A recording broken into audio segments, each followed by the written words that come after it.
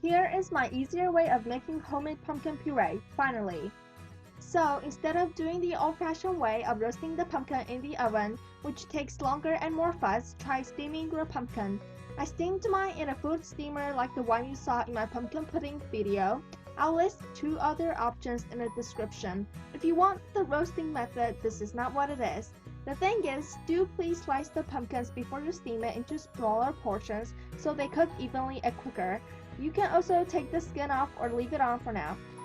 After it's done steaming, let it cool for about 15 minutes unless you don't care burning yourself. Then go ahead and use a thin knife to slice the skin off and put them into a food processor. And make sure these pumpkins are fork tender and should be kind of soft when smushed. Close the lid and start blending. At first, it may be a little hard to process because the pumpkins get stuck.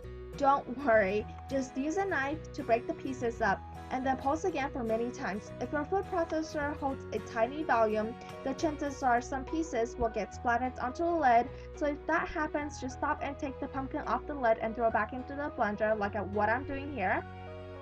And make sure to scrape down the sides frequently. This whole process can take around 10 to 15 minutes depending on how your food processor works.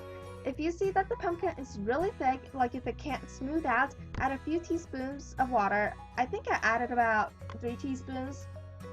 Keep in mind that the longer you blend your pumpkin, the smoother the puree will be. What I mean is that there will be less strings or strands if you're making lattes or anything like that.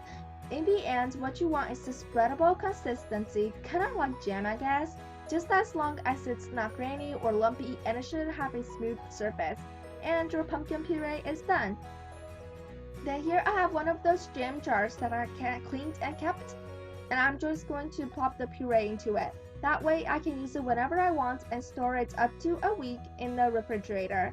You can also use mason jars or any other airtight containers. Remember, all your work is worth it because you can use it to make so many pumpkin desserts or food. It's very versatile.